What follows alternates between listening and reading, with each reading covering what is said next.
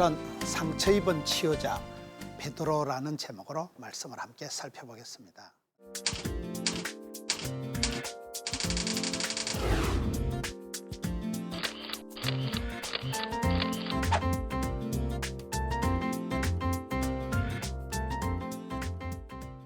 우리가 성경에 보면 베드로라는 인물이 좀 특별하잖아요. 베드로는 무식하고 바닷가의 어부 출신이고 여러 가지 약점이 많은데 예수님께서 베드로를 수제자로 삼으시고 천국의 열쇠를 맡기시고 베드로가 어떻게 해서 그렇게 변화의 사람, 베드로가 어떻게 그렇게 쓰임받는 사람이 되었을까요?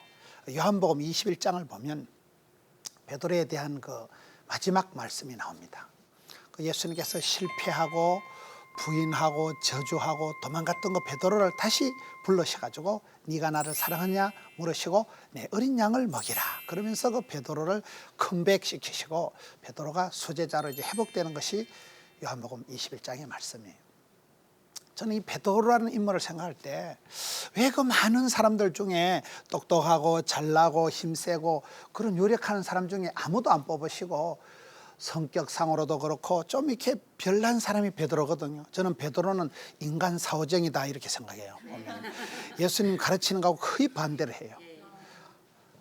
겟세마네 동산에 깨어있어 시험에 들지 않고 기도하러 가면 자빠져 자고 일어나 가자 하면 칼 뽑아가지고 말고기나 쎄리 자르고 거의 어긋장을 놓고 인간 사오정처럼 자충우돌 돈키호테 엉망진창인 사람이 베드로인데 왜 예수님께서는 그 베드로를 그렇게 싸고 돌고 베드로를 계속 추적 60번 해가지고 베드로를 부르시고 훈련시키시고 제자 훈련을 해서 네가 나를 사랑하느냐 사랑만 물으시고 그리고는 베드로를 최고의 수제자로 만드시냐 이 말이에요. 그 과정을 전체적으로 보면 아주 재미가 있어요. 여러분 첫째는 우리가 이렇게 사람을 살아가면서 만남의 축복이 있거든요. 만남의 저주가 있는데 사실은 내가 누구를 찾아서 내가 누구를 골라서 내가 누구를 선을 봐서 만나는 것 같지만은 예수님과 우리와의 관계는 안 그래요. 보면 예수님께서 베드로를 먼저 찾아오십니다. 베드로가 바닷가에서 물고기 잡을 때 베드로의 배에 오르시니 해필 그 많은 사람들 중에 베드로에게 베드로가 어부 생활하는 그 배에 예수님께서 신방 오시고 예수님께서 찾아오셔서 베드로를 제자로 불러주시는 거예요. 그런데 베드로가 예수님과 같이 상당한 세월이 지나다가 제자 훈련의 종결, 만남의 종결, 교육의 종결이 뭘까요? 3년 동안 베드로가 예수님한테 교육을 잘 받고 제자 훈련을 그렇게 받고는 실패하고 마는 거예요. 예수님을 부인하고 저주하고 도망치고 어린 계집아이 앞에서 나는 예수님 모른다 니는 아나 그러면서 부인하고 도망을 그러니까 실패한 베드로 부인하고 저주하고 도망친 그 베드로가 다시 등장하는 게 요한복음 21장이에요. 그래서 성경 말씀 중에 가장 드라마틱한 가장 극적인 말씀이 요한복음 21장이라고 하는데요. 그 요한복음 21장에 보면 그 요한복음 21장 1절 2절에 보면 예수님께서 다시 그 디베랴 호수에서 제자들에게 자기를 나타내셨다. 그래서 우리가 똑똑해서 내가 착해서 내가 지혜로워서 예수님을 찾고 만나고 내가 믿어주는 거 아닙니다. 예수님께서 실패한 베드로에게 다시 찾아오시는 거예요. 요한복음 21장 2절에 보면요. 시몬 베드로와 디두모라 하는 토마에게 나타내셨다는 말씀이 나와요. 왜 그런지 아세요? 또라이 순서대로 나타나셔요. 그래서 왕또라이 베드로, 세컨드 또라이 토마. 우리가 흔히 얘기할 때 허물 많은 베드로를 용서하시고 의심 많은 제자에게 확신을 주시고 그래서 우리가 성경을 볼 때 소망이 있는 것은 내가 똑똑해서 깨끗해서 착해서 복을 받는 게 아니고 하나님께서 주권적으로 먼저 택하시고 부르시고 찾아오신다는 사실이에요. 그럼 보통 사람 같으면 사람을 이렇게 선을 봐서 골라 잡는데 예수님께서는 이 돈도 안 되는 베드로를 이 천방지축 베드로를 무식한 베드로를 말귀를 못하는 베드로를 못됨시 또 실패의 현장에 찾아오시냐 이 말이에요. 그 부분이 베드로와 예수님과의 만남의 결정적인 차이예요. 사람은 나한테 잘해주는 사람, 나한테 덕이 되는 사람, 나한테 유익한 사람을 찾아서 움직이는 게 보통 사람들의 모습이지만 예수님께서는 실패한 베드로에게 찾아오신 제가 좋아하는 단어가 필드라는 단어예요. 선교 현장이라는 단어를 좋아하는데 선교 현장, 그 어떤 실패의 현장, 그 어떤 살아가다가 그 인생의 고비에 빠져가지고 이러도 저러도 못하는 그런 상황에 예수님께서 거의 신방 오시고 찾아오시고, 그런 상황에서 여러분 베드로가 이 디베랴 바닷가에서 예수님이 다시 찾아오시면서 이제 거기서 네가 나를 사랑하느냐 물으시고, 거기서 다시 소명을 사명을 받는 게 요한복음 21장이다 이 말이에요. 엠마오 도상의 제자들이 있어요. 엠마오 도상의 제자들 2명이 낙심을 해서 낙향을 하고 있을 때, 그때도 예수님께서 찾아오시는 거예요. 여러분, 사실은 제자의 길이 있어요. 제자들은 예루살렘에서 복음을 전해야 되는데 실망해가지고 낭망해가지고 더 이상 예수님 못 믿겠다. 그래서 신앙생활 막 살놓고 고향으로 터벅터벅 걸어갈 때 예수님께서 왜 곁길로 가느냐, 왜 딴 길로 가느냐, 왜 엉뚱한 길로 가느냐 해서 낙심한 엠마오로 향하는 2 제자에게 나타나셔서 말씀을 풀어주실 때 너희들의 마음이 뜨겁지 아니하냐. 그래서 말씀이 찾아올 때 믿음은 들음으로, 들음은 말씀으로, 말씀을 들을 때 말씀 한 구절, 설교 한 편 잘 들으면 정신병으로 10달 된 것보다 낫다 그러잖아요. 말씀 한 편이, 찬송 한 곡이 찬송이 하늘에 사무치고 말씀이 감동이 되고 기도가 주께 상달이 될 때 변화가 일어난다는 거죠. 그래서 예수님께서는 그 출장길에 갔던 사울이라는 사람을 다메섹에서 꺾어놓고 야복강에서 오도 가도 못하는 상황에서 야곱을 붙드시고, 그래서 하나님께서는 우리를 찾아오실 때 극적으로 실패했을 때, 어려웠을 때, 힘들었을 때 그 현장으로 찾아오신다는 거예요. 그래서 예수님께서 베드로와 이거 만남의 긴 과정을 보면 사실은 베드로가 잘한 것보다도 예수님께서 끝까지 포기하지 않고 선수 교체하지 않고 계속해서 베드로에게 집중하신다는 거예요. 그래서 베드로에게 찾아오셔서 오늘 요한복음 21장에 보면 베드로를 고쳐주십니다. 그 실패한 베드로, 상처 입은 베드로, 사람이 잘못을 하면, 죄를 지으면, 사람이 문제가 생기면 문제 자체도 큰 타격이 되지만 가장 큰 문제는 내가 자책감이잖아. 내 같은 건 인간도 아니요, 내 같은 이 작것이 썩을 놈이, 그래서 막 자책감이 일어나고 자기 비하가 일어나고, 그게 심하면 자살을 하는 거예요. 그래, 더 이상 살아서 뭐 하겠냐, 그런 상태로 넘어가는 게 제일 무섭다면, 사람이 죄를 짓고 난 뒤에 죄보다도 그 죄가 주는 죄책감, 열등감, 수치감, 쪼다감, 덩신감이 오면 막 찌질이 돼버리는 거예요. 근데 그 부분을 실패하고 부인하고 저주하고 도망친 베드로를 예수님께서 오셔서 야, 이 작거사, 너 어디까지 갔었냐, 너 나를 몇 번 부인했냐, 묻지도 찾지도 않으시는 거예요. 그런 부분에서 하나도 안 물으시고 와서 오늘 요한복음 21장에 예수님께서 밥은 먹고 사냐, 밥부터 주잖아요. 먹은 놈은 말이 없고 죽은 놈은 말이 없다고. 원래 이 목구멍이 열려야 귓구멍이 열린다고. 먼저 조반을 밥을 챙겨주시고 생선도 구워주시고, 거기서 베드로가 원기가 회복이 되는 거예요. 그래서 참 우리가 이렇게 보면 사람이 명약을 보약을 먹어서 되는 게 아니고, 원래요 이게 이 이약이라는 게 이 기자를 써서 기로 들으면 약이 되는 걸 이약이라고 그래요. 원래요 칭찬을 하면 기로 먹는 보약이다 이러잖아요. 사람이 믿으면 들음으로, 들으면 말씀으로 오는데, 말씀 한 구절을 복이 되고 덕이 되고 약이 되게 말씀을 들으면 그게 복이요, 그게요. 어떤 사람이 이쁘다 하고 잘한다 하면 기분이 좋아요, 안 좋아요?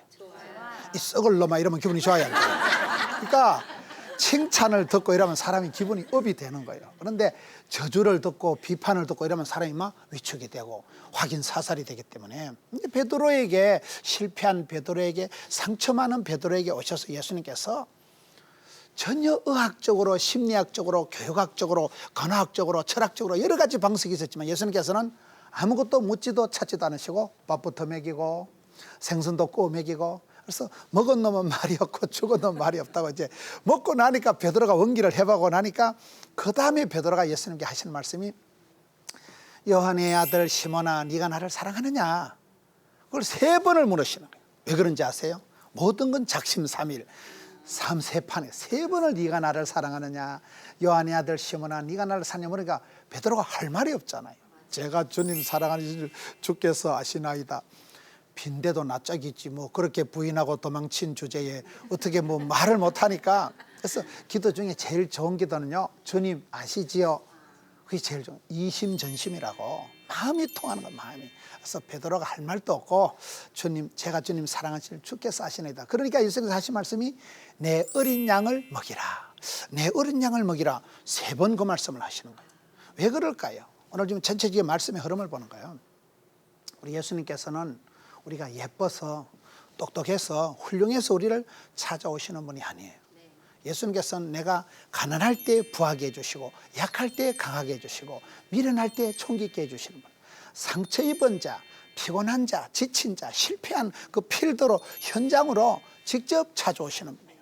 그렇게 예수님께서 베드로를 부르셨고 베드로가 다시 시험에 들었을 때 재신방을 하셔서 베드로를 리바이벌, 리프레시, 리카바 다시 새롭게 세워주시는데 그 방식도 아주 이렇게 요한복음 21장이 재밌다 이 말이에요. 딴소리 안 하시고 책망 안 하시고 너 수제자 맞냐? 너 나를 몇 년 따라다녔냐? 그런 걸 묻지도 찾지도 않으시고 그냥 사랑만 얘기를 하시는 거예요. 그래서 저는 오늘 이 말씀을 통해서 사랑의 종교는 무엇일까요? 제자 훈련의 종교는 무엇일까요? 예수님의 수제자가 베드로인데 3년을 배웠던 베드로가 뻥이야? 이렇게 된 거예요. 우리가 공부를 백날 한다고 배운다고 다 되는 게 아니에요. 이 사랑의 종결은 제자 훈련의 완결은 예수님께서 베드로에게 찾아오셔서 네가 나를 사랑하느냐 사랑만 물어보는 거예요. 사람이 중요한 것은 사람이 살아갈 때 사람보다 중요한 것은 사명이에요. 사명인데 그걸 얘기하는 게 내 어린 양을 먹이라. 이 말은 베드로는 지금까지도 보면 늘 내 문제, 내 기분, 내 감정, 내 거야 자기 세계에 빠져가지고 있는 사람이 베드로거든요. 그 베드로에게 예수님께서 내 어린 양을 먹이라는 것은 더 이상 네 기분, 네 자존심, 네 내면의 세계와 전쟁을 하는데 세월을 보내지 마라. 이제는 주의 일을 하거라. 왜? 예수님의 어린 양을 돌보라 했으니까. 너처럼 또 철딱선이 없고 너처럼 또 엄벙덤벙하고 너처럼 엎어지고 자빠지고 실수투성이에 허물 많은 사람들이 얼마나 많냐. 그러니 네가 이제는 나가서 제발 네 문제에 함몰돼 가지고 네 문제에 빠져 가지고 어리석하게 살지 말고 이제는 눈을 들어 산을 보고 이 시대의 주의 일을 주를 따르리 이렇게 돼야 되지.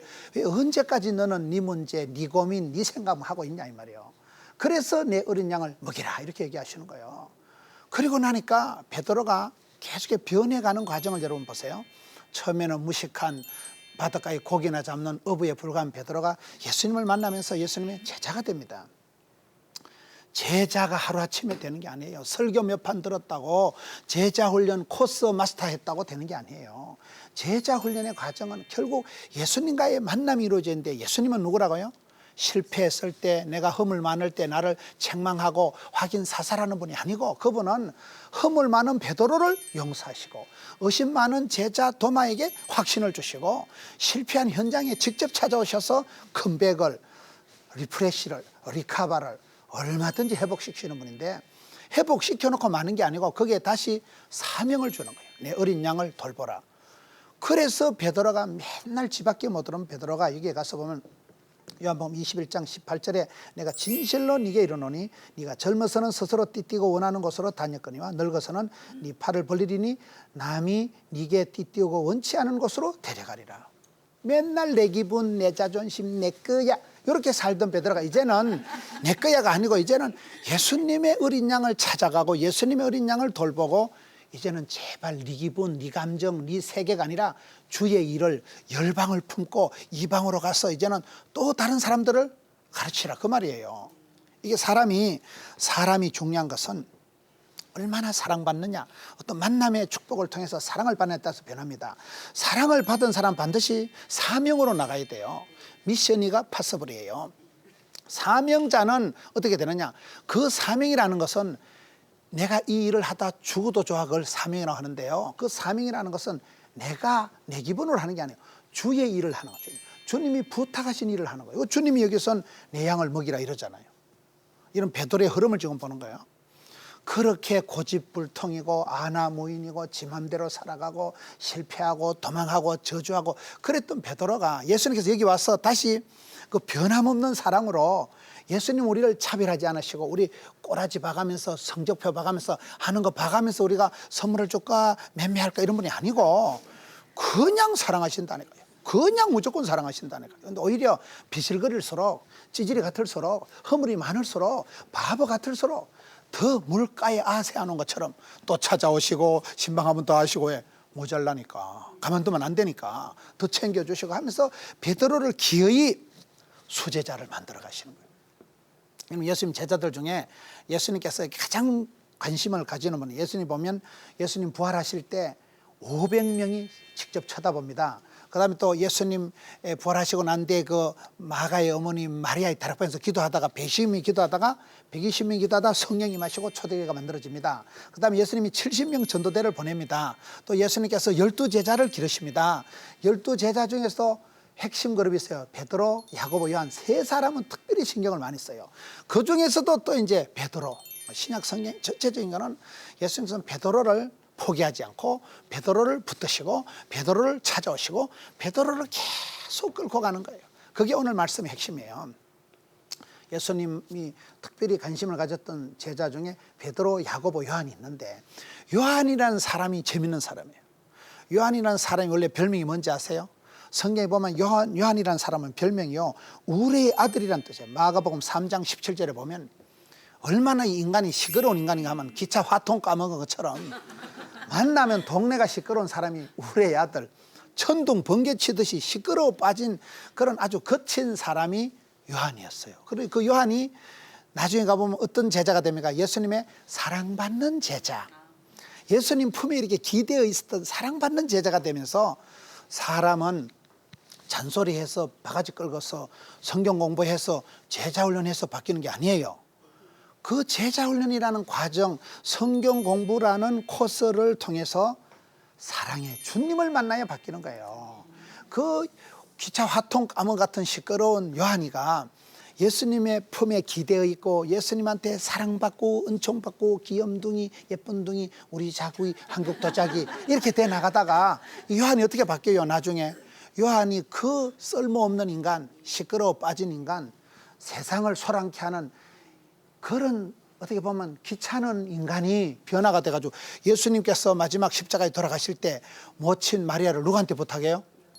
요한에게 부탁하지. 얼마나 신실했으면. 모친을, 어머니를 부탁받은 사람이 사랑받는 제자 요한이었어요. 그리고 예수님이 물가에 걸어오실 때 아무도 몰라보는데 한 사람만 엄마야 예수님이다 알아본 사람이 누구게요?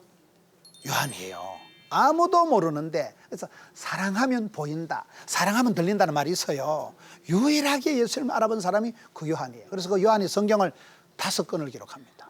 요한복음, 요한일서, 요한이서, 요한삼서, 요한계시록 해서 천국의 비밀, 신약 성경의 마지막 계시록을 주님께 성령의 영감으로 받아서 기록한 사람이 요한이에요. 얼마나 변화가 됐냐면요, 예수님 제자들 중에서도 가장 영향력 있는 삶으로 변화된 사람이 요한이듯이 베드로도 그런 거예요. 베드로가 그렇게 천방지축, 좌충우돌, 실패와 부인과 저주와 도망자였더니 상처가 많은, 허물이 많은 베드로가 변화가 되고 난 뒤에 여러분 사도행전 탁 넘어가면 얼마나 바뀌는지 아세요? 사도행전 3장에 보면 제9시 기도 시간에, 이스라엘 시간에는 우리나라 시간에 6시간을 보태면 돼요. 그럼 제9시만 우리나라 시간은 몇 시일까요? 오후 3시라고 보면 돼요. 오후 3시쯤 시간 딱딱 정해놓고 기도하러 가시는 거예요. 저는 그 말씀을 어떻게 해석하는가 하면, 이거는 맨날 자빠져 자고 예수님 가르치만 어긋장을 놓고 인간 사오정같이 디비 쪼던 베드로가 성령 충만 받고 예수님 사랑을 담뿍 받고 난 뒤에는 예수님 앞에 사랑의 도장을 콱 찍고 사랑의 종결, 제자 훈련의 종결, 만남의 종결이 딱 되고 난 뒤에는 사도행전 딱 넘어가면 베드로가 가가 아니에요. 사도행전 넘어간 베드로는 시간 딱딱 정해놓고 얼마나 규칙적이고 반듯하게 시간 되면 제9시 기도 시간에 예루살렘 성전에 미문에 들어갔다가 안전병기를 뻘떡 일으키는 거예요. 그렇게 맨날 지 문제에 빠져가지고 맨날 머리 싸매고 고민하고, 난 인간이 어째 가서 어찌가 이래 박약하고, 나 어떻게 예수님 앞에 큰소리치고 또 저주하고 부인하고, 쪽팔리네, 죽겠네 이거, 빈대도 낯짝이지. 그렇게 자기 세계에 빠져서 고민하고 염려하고 찌질거리던 베드로가 사도행전 넘어가면 시간 딱딱 정해놓고 아주 반듯한 규칙 생활을 하지요. 그리고 그 성전 미문에 앉아있는 안전병이를 나사렛 예수 이름으로 명하노니 일어나라 벌떡부터 일으키잖아요. 그리고 사도행전에 가보면 그 무식한 베드로가 학벌이 있어요, 문벌이 있었어요, 갈릴리 수산고등학교를 나왔어요, 어디 예루살렘 웅변학원을 다녔어요. 이 무식한 베드로가 설교를 한번 딱 하면 3,000명이 뒤집어지는 거예요. 5,000명이 회개하는 거예요. 그때 예루살렘 시민이 전체가 꼴랑 2만 명밖에 안 됐다 그래요. 예루살렘 시민이 다 합쳐도 그때는 인적이 드문 시대요. 그런데 한 번 설교 한 판에 어떤 웅변학원 원장이, 어떤 박사가, 어떤 교수가, 어떤 분이 그 정도 할 수 있냐 이 말이에요. 그 무식한 베드로가 하룻밤새 3,000명을 뒤집어 놓는 회개의 변화의 주역이 된다 이 말이에요. 그래서 저는 오늘 이 말씀을 전체적으로 보면서 이 베드로가 예수님을 만났을 때 우리가 만남도 여러 단계가 있어요. 길 가다 만나는 아저씨도 있고요, 현관에서 만난 사람도 있고요, 응접실에서 만난 사람도 있고요, 침실에서 만난 사람이 있다 이러잖아요. 모든 게 만남의 등급이, 수준이 차이가 있는 거예요. 그래서 이 베드로라는 한 사람이 예수님을 바닷가에서 만나고, 그다음에 실패했다 도망갔다 예수님이 재신방 와가지고 다시 그 실패 현장에서 다시 만나고, 그리고 예수님께서는 그 베드로를 다른 걸 묻지도 찾지도 않으시고 네가 나를 사랑하느냐, 네가 나를 사랑하냐, 계속 사랑에 대해서만 물으신다. 우리가 다른 것보다도 사랑에 실패하면 안 돼요. 사랑에 실패하면 그 인생은 뻥이에요. 믿음, 소망, 사랑, 그 중에 제일은 뭘까요? 사랑. 어째 그래 잘하지? 어째 알았을까? 우리가 그렇게 쉽게 사랑을 아는 것 같지만 사실은 가장 어렵고 난해하고 복잡스러운 것이 사랑의 방정식이에요. 사랑은 아무나 하나? 태진한테 한번 물어보세요. 나는 사랑한다고 하는데 이게 딥이 쪼이고 뒤탈이 나고, 이게 사랑한다고 하면서 상처를 주고, 이게 대부분 그렇게 살아가는데, 이 베드로는 사랑의 종결로 나가는 거예요. 베드로는 제자훈련의 종결, 사랑의 종결, 만남의 종결이 나가는 게 이 요한복음 21장인데, 그것에 가서는 예수님께서는 베드로에게 말씀하시기를, 베드로야, 다른 건 내가 묻지도 찾지도 않는다. 네가 나를 사랑하느냐, 그것만 확인하자. 사랑합니다. 주님 아십니다. 그러면 내 양을 먹이라는 거예요. 그래서 우리가 일을 할 때도 항상 자기 세계에 빠져 있는 사람은, 그런 사람은 자기 위축, 자기 함몰, 자폐증, 그거 안 되는 거예요. 항상 눈을 들어 산을 바라보고 동서남북을 바라보고 종과 행을 향해서 보고, 가서 제자 삼고, 못 먹어도 도전과 비전과 응전과 고다, 못 먹어도 고다, 가서 생육, 번성, 충만, 정복, 이렇게 살아가야 되는데, 자폐증적인 사람은 맨날 내가 그 말 왜 했을까, 사람들이 내보고 밥을 안 할까, 집에 가서 막 고민하고 3박 4일 머리 싸매고, 안 돼. 그거 안 되는 거예요. 그거 안 되는 거예요. 그래서 항상 우리는 내한테, 내 내면의 세계에서 전쟁을 하지 말고, 내가 말 한마디 잘못한 거 가지고 막 꽁꽁하고, 나는 머리가 왜 이리 나쁠까, 나는 이렇게 의지가 약할까, 나는 이렇게 심보가, 성격이 거시기 할까, 고민하지 말아요. 그 내면의 상처는 예수님을 만나야 치유. 예수님 우리의 상처를 확인 사살하는 분이 아니에요. 아픈 데를 또 건드리는 분이 아니고, 우리의 상처를 싸매시고, 성경에 보면 상한 갈대를 꺾지 않으시고 꺼져가는 심지도 꺼내 하시고, 고아와 가부의 하나님. 고아는 뭐요? 부모가 없는 사람을 고아라 그래요. 가부는 영감태기가 없는 사람을 가부라 그래요. 남편은 다 남의 편을 가부라 그래요. 그래서 우리 예수님께서는 그런 실패한 베드로를, 허물 많은 베드로를 찾아오셔가지고 기어이 사랑의 사람으로 예수님의 수제자로 만들어가지고, 그 변화된 베드로가 사도행전에 났을 때는 이방의 사도로 나서고 천국의 열쇠를 가진 사람이 되고, 나중에 여러분 그 코바디스라는 소설 있잖아요. 코바디스가 뭐예요? 주여 어디로 가시나이까. 이 뭔 말인가 하면, 베드로가 계속 갈 바를 못 찾고, 베드로는 계속 좌충우돌 타입이에요. 그러니까 예수님께서 오늘 여기 요한복음 21장에도 핵심이 뭔가 하면요, 네가 젊어서는 18절에 네 마음대로 싸돌아다녔지만은 나이가 들면 네가 원치 않는 곳으로, 이제는 주님이 원하는 곳으로 가야 된다. 네 기분, 네 감정이 아니라 이제는 주님의 뜻을 따라 살아가는 사람이 돼야 된다. 네가 원하는 것이 아니라 주께서 원하는 곳으로 가야 된다. 그러면서 이 요한복음 21장의 핵심적인 얘기는 너는 나를 따르라는 말씀이에요.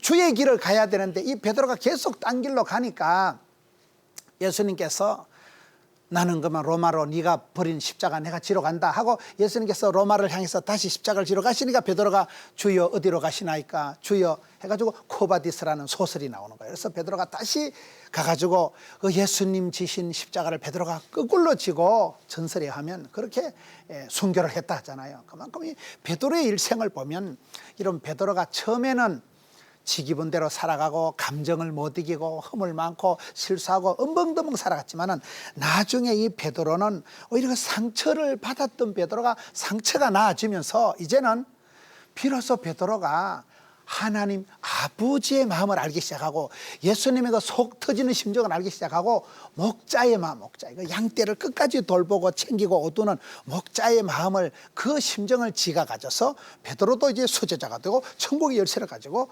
베드로도 이제는 또 다른 제자들을 열매 맺게 하는 또 많은 헤매는 어린 양떼를 돌보는 지도자로 쓰임 받았듯이 우리도 사랑의 종결, 제자 훈련의 종결, 주님 앞에 사랑받고 축복받은 것의 그 완결은 내가 눈을 들어 산을 바라보고 또 다른 양떼들을 돌보는 사람이 사랑을 받고 사명자가 돼서 주의 일을 감당하는 그런 단계까지 쑥 나가는 여러분 되시기를 축원합니다. 감사합니다.